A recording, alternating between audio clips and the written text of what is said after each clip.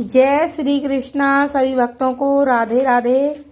तो आइए सुनिए 27वां अध्याय माघ मास महात्म्य कथा का। तो प्रेत कहने लगा कि हे पथिक, मैं इस समय तुम्हारे पास जो यह गंगा जल है मांगता हूँ, क्योंकि मैंने इसका बहुत कुछ महात्म्य सुना है। मैंने इस पर्वत पर गंगा जल का बड़ा अद्भुत आश्चर्य देखा था, इसलिए यह जल मांगता हूँ, क्योंकि मैं प्रेत योनि में अति दुखी हूँ। एक ब्राह्मण अनधिकारी को यज्ञ कराकर ब्रह्म राक्षस हो गया।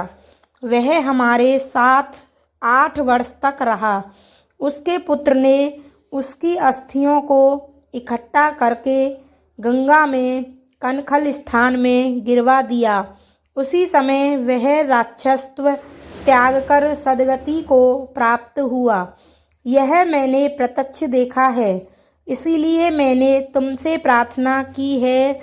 मैंने पहले जन्म में तीर्थ स्थानों में बड़े बड़े दान लिए थे और उनका प्रायश्चित नहीं किया था।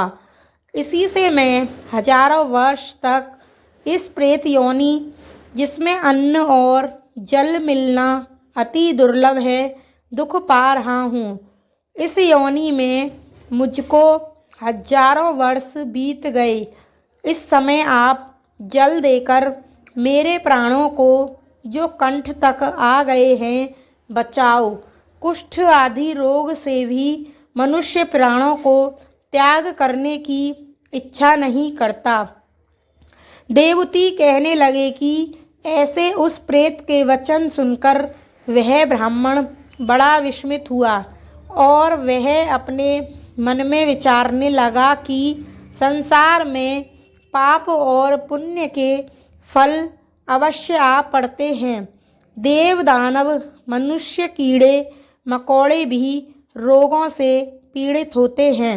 बाल तथा वृद्धों को मरण, अंधा तथा कुबड़ापन, ऐश्वर्य, दरिद्रता, पांडित्य तथा मूर्खता सब कर्मों से ही होता है। इस कर्म भूमि में जिन्होंने न्याय से धन इकट्ठा किया वह धन्य है। यह सुनकर प्रेत गदगद वाणी से बोला, हे पथिक, मैं जानता हूँ कि आप सर्वज्ञ हैं। आप मुझको जीवन का आधार जल इस प्रकार दो जैसे मेघ चातक को देता है। तब पथिक कहने लगा कि हे प्रेत, मेरे माता पिता भृगु क्षेत्र में बैठे हैं। मैं उन्हीं के लिए जल लाया हूँ। अब बीच में तुमने गंगा के संगम का जल मांग लिया। अब मैं इसी धर्म संदेह में पड़ गया कि क्या कांड वस्तु में यज्ञों को इतना नहीं मानता जितना प्राण रक्षा को मानता हूँ। इसलिए प्रेत को जल देकर तृप्त करके माता पिता के लिए फिर जल लाऊंगा। लोमस जी कहने लगे, इस प्रकार उस पथिक ने गंगा यमुना के संगम का जल उस प्रेत को दिया। उस प्रेत ने प्रीतिपूर्वक जल को पिया। उसी समय वह प्रेत शरीर को छोड़कर दिव्य देहधारी हो गया। केरल कहने लगा कि बिंदु मात्र गंगा जल से वह प्रेत मुक्त हो गया।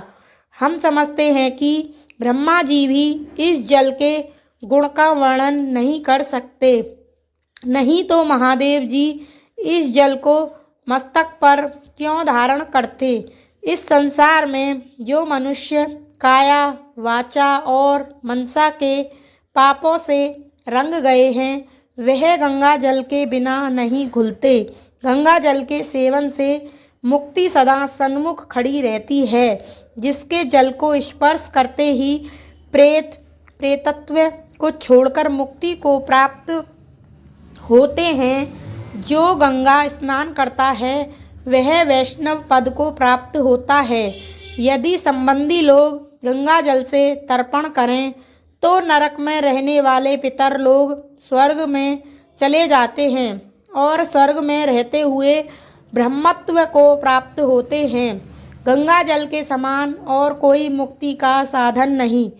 वह प्रेत वहाँ से चला गया और 1 मास में जब माघ मास आया तो उसने सने हुए प्रयाग महात्म्य के अनुसार गंगा यमुना के संगम पर स्नान करके पिशाच शरीर को धारण कर भक्ति पूर्वक नारायण को स्तुति करता हुआ वह द्रविड़ देश का राजा गंधर्वों से सेवित उत्तम विमान पर बैठकर इंद्रपुरी को गया।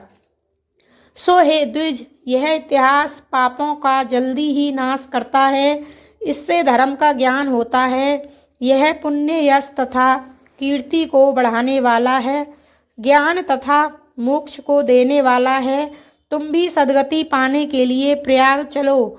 वहाँ पर हम ऐसा स्नान करें जो देवताओं को दुर्लभ होता है।